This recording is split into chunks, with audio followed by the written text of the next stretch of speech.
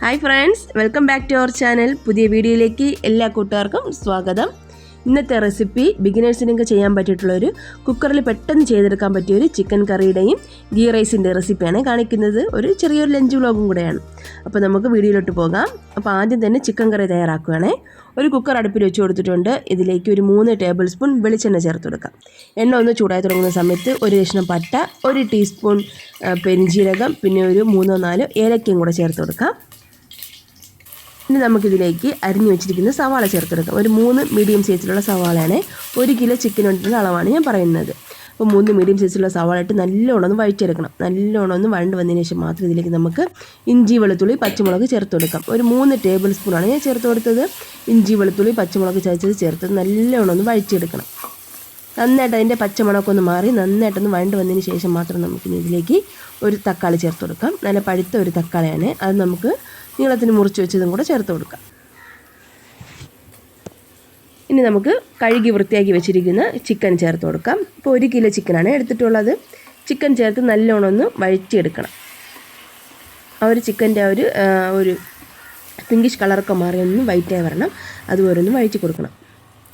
അതിനുശേഷം നമുക്കിതിലേക്ക് പാകത്തിനുള്ള ഉപ്പ് ചേർത്ത് കൊടുക്കാം. ഞാൻ കല്ലുപ്പാണ് ഇവിടെ ഉപയോഗിക്കുന്നത്. ഉപ്പ് ചേർത്ത് നല്ലോണം ഒന്ന് വഴറ്റിയെടുക്കാം. ഇനി മസാലകൾ ആഡ് ചെയ്ത് കൊടുക്കാം. ഒരു 1/2 ടീസ്പൂണോളം മഞ്ഞൾപ്പൊടി, 1 ടേബിൾ സ്പൂൺ മല്ലിപ്പൊടി, 1/2 ടേബിൾ സ്പൂൺ പെരിഞ്ജീരകപ്പൊടിയാണ്. നമ്മൾ വലിയ ജീരകമല്ലേ, അത് പൊടിച്ചതാണ്. കഴുകി ഉണക്കി പൊടിച്ചെടുത്തതാണ്. എല്ലാം കഴുകി ഉണക്കി തന്നെയാണ് പൊടിക്കുന്നത്. ഇനി ഇതിലേക്ക് ഞാനിതാ ഒരു 1/2 ടേബിൾ സ്പൂൺ നല്ല കാശ്മീരി ചില്ലി പൗഡറാണ്. നല്ല കളറുള്ള മുളക് പൊടിയാണ്. അതും കൂടെ ചേർത്തെടുക്കാം. നല്ല എരിവുക്കുള്ള മുളക് പൊടിയാണെന്നുണ്ടെങ്കിൽ ഒരു 2 ടീസ്പൂണൊക്കെ ചേർത്താൽ മതിയാകും. എന്നിട്ട് ഇനി ഇതിലേക്ക് ഞാൻ ഒരു 1/2 കപ്പോളം തിളച്ച വെള്ളം കൂടെ ചേർത്ത് കൊടുക്കുകയാണ്. കുക്കർ നമ്മൾ അടപ്പുകൊണ്ട് അടച്ച് കുക്ക് ചെയ്യുന്നതുകൊണ്ട് തന്നെ ഇതിൽ ചിക്കൻ എന്നുള്ള വെള്ളം ഒരുപാട് വരും. അതുകൊണ്ട് നമ്മൾ വെള്ളം പാകത്തിന് മാത്രം ഒഴിച്ചാൽ മതി. അതിനുശേഷം കുക്കറിൻ്റെ അടപ്പുകൊണ്ട് അടച്ചിട്ട് ഇതൊരൊറ്റ വിസിൽ കൊടുത്തൊന്ന് കുക്ക് ചെയ്തിട്ട് എടുക്കാം. അപ്പോൾ തന്നെ ചിക്കനൊക്കെ നല്ലോണം ഒന്ന് കുക്കായി കിട്ടും. ആ ഒരു ടൈം കൊണ്ട് നമുക്ക് ഗീ റൈസും കൂടെ തയ്യാറാക്കിയെടുക്കാം. ഒരു പാനിലേക്ക് ഞാനിതാ ഒരു 2 ടീസ്പൂൺ വെളിച്ചെണ്ണയും ഒരു 2 ടീസ്പൂൺ നെയ്യും കൂടെ ചേർത്ത് കൊടുക്കുകയാണ്. ഇനി ഇതിലേക്ക് കാഷ്നട്ട് കിസ്മിസും കഴുകിയത് ചേർത്ത് കൊടുക്കാം. അതൊന്ന് ജസ്റ്റ് ഒന്ന് റോസ്റ്റ് ആയി വരുന്ന സമയത്ത് ഇതിലേക്ക് ഒരു 3-4 ഏലക്ക, പട്ടയും ഗ്രാമ്പും കൂടെ ചേർത്ത് കൊടുക്കാമേ. വീഡിയോ ഒന്ന് കട്ടായി പോയതാണ്. അതും കൂടെ ചേർത്ത് കൊടുക്കണം. എന്നിട്ട് അരിഞ്ഞു വെച്ചിരിക്കുന്ന സവാള ചേർത്തെടുക്കും. ഒരു മീഡിയം സൈസിലുള്ള സവാളാണ്. കട്ട് ചെയ്ത് അതും കൂടെ ചേർത്ത് കൊടുക്കാം. പിന്നെ അതുപോലെ തന്നെ 1 ടേബിൾ സ്പൂൺ ഇഞ്ചി, വെളുത്തുള്ളി, പച്ചമുളക് ചതച്ചതും കൂടെ ചേർത്ത് കൊടുക്കാം. ഇതെല്ലാം കൂടെ ഒന്ന് വഴറ്റിയെടുക്കാം. ഇനി ഇതിലേക്ക് ഒരു മീഡിയം സൈസിലുള്ള ക്യാരറ്റും കൂടെ ചെറുതായിട്ട് അരിഞ്ഞാലും നീളത്തിനരിഞ്ഞത് അതും കൂടെ ചേർത്ത് കൊടുക്കാം. ഇതെല്ലാം കൂടെ ഒന്ന് ഇതുപോലെ ഒന്ന് വഴറ്റി കൊടുക്കാം. ഇതിലേക്ക് നമുക്ക് കഴുകി വൃത്തിയാക്കി വെച്ചിരിക്കുന്ന കൈമ റൈസാണ്. നിങ്ങൾ എത്രയാണോ റൈസ് എടുക്കുന്നത് അതിൻ്റെ ഡബിൾ വെള്ളം എടുക്കണം. അപ്പോൾ റൈസിൻ്റെ ഒരു ഉണങ്ങിയ ഒരു പാകം നോക്കിയിട്ട് വേണം എടുക്കാനായിട്ട്. അപ്പോൾ ഇത് കുറച്ച് ഷെൽഫ് ലൈഫുള്ള അരിയാണ് കേട്ടോ. നന്നായിട്ട് ഉണങ്ങിയ അരിയാണ്. അതുകൊണ്ടാണ് ഞാൻ 2 കപ്പ് വെള്ളം എടുത്തത്. അത്ര ഉണങ്ങാത്ത അരിയാണെന്നുണ്ടെങ്കിൽ ഒരു 1.25-1.5 കപ്പ് വെള്ളം വെച്ച്, 1 കപ്പിന് 1 കപ്പ് റൈസിന് ഒരു 1.5 കപ്പ് 1.25 കപ്പ് വെള്ളം വെച്ചാൽ മതി. നല്ലോണം ഉണങ്ങിയ അരി ആയതുകൊണ്ടാണ് ഒരു 2 കപ്പ് വെച്ചിട്ടുണ്ട്.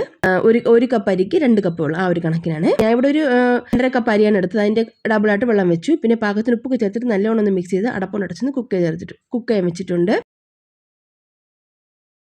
ആ ഇടയ്ക്ക് തന്നെ നമ്മുടെ ചിക്കൻ കറിയുടെ റെഡി ആയിട്ടുണ്ട്. അടപ്പൊന്ന് മാറ്റിയതിന് ശേഷം ഞാൻ കുറച്ച് മല്ലിയില രമ്പയിലേക്ക് ചേർത്തിട്ട് ചിക്കൻ കറിയുടെ റെഡി ആയിട്ടുണ്ട്. അതൊന്ന് മാറ്റി വെച്ചു.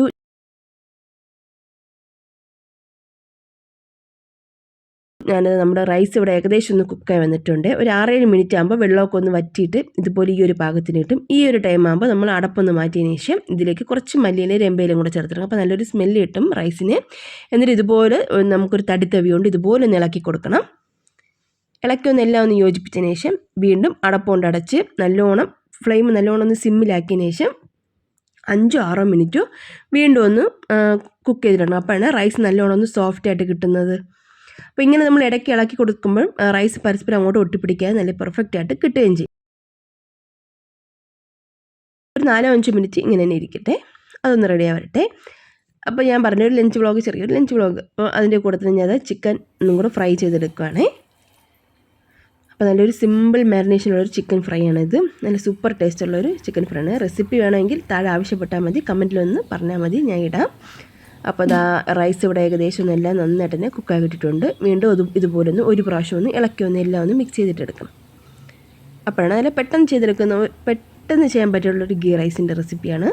കുറച്ചും കൂടെ ഒന്ന് ഇതായിട്ട് നമുക്ക് ഉണ്ടാക്കാം. പക്ഷേ ഇത് പെട്ടെന്ന് ചെയ്യുന്നവർ, ഞാൻ പറഞ്ഞില്ല, ബിഗിനേഴ്സിനൊക്കെ ചെയ്യാൻ പറ്റിയിട്ടുള്ളൊരു എളുപ്പത്തിൽ തട്ടിക്കൂട്ട് പരിപാടിയിൽ ചെയ്യുന്നൊരു ഗീ റൈസിൻ്റെ റെസിപ്പിയാണ്. അപ്പോൾ റൈസ് ഇവിടെ റെഡി ആയിട്ടുണ്ട്. ഞാൻ ഫ്ലെയിമൊക്കെ ഒന്ന് ഓഫ് ചെയ്തിട്ട് ഒന്ന് മാറ്റി വെച്ചിട്ടുണ്ട്. അപ്പോൾ ചിക്കൻ ഫ്രൈയും കൂടെ റെഡി ആവണം.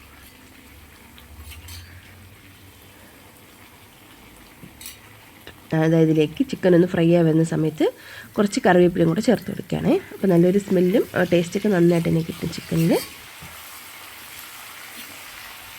ഒരു സിമ്പിൾ മാരിനേഷനാണ് കേട്ടോ ഈ ഒരു ചിക്കൻ ഫ്രൈ. നമ്മുടെ ലഞ്ച് ഇവിടെ റെഡി ആയിട്ടുണ്ട്. നെയ്ച്ചോറ് റെഡിയാണ്. അതുപോലെ തന്നെ ചിക്കൻ ഫ്രൈയും ഒരു ആപ്പിൾ സാലഡും ചിക്കൻ കറിയൊക്കെ റെഡിയാണ്. അപ്പോൾ ഞാൻ സെർവ് ചെയ്യുന്നത് വാഴയിലയിലാണ്. അതിലേക്ക് ഞാനിതാ റൈസ് വെച്ച് കൊടുത്തു. പിന്നെ ഞാൻ കുറച്ച് നാരങ്ങ അച്ചാറും ചിക്കൻ ഫ്രൈയും പിന്നെ ഒരു പപ്പടം വെച്ച് കൊടുത്തിട്ടുണ്ട്. സാലഡ് നല്ല സൂപ്പർ ടേസ്റ്റ് ആയിട്ടുള്ളൊരു സാലഡാണ്. ആപ്പിളൊക്കെ വെച്ചിട്ട് ചെയ്യുന്നൊരു സാലഡാണ്. അതും വെച്ച് കൊടുത്തിട്ടുണ്ട്. പിന്നെ നമ്മുടെ ചിക്കൻ കറി. അപ്പോൾ ഇന്നത്തെ ലഞ്ച് ഇവിടെ റെഡിയാണ്. അപ്പോൾ വീഡിയോ റെസിപ്പിയൊക്കെ ഇഷ്ടമായാൽ ലൈക്കും ഷെയറും കമൻറ്റും ഒന്നും ചെയ്യാൻ മറക്കരുതേ. ഇപ്പോൾ ഈ വീഡിയോ കണ്ട എല്ലാ കൂട്ടുകാർക്കും താങ്ക്സ്.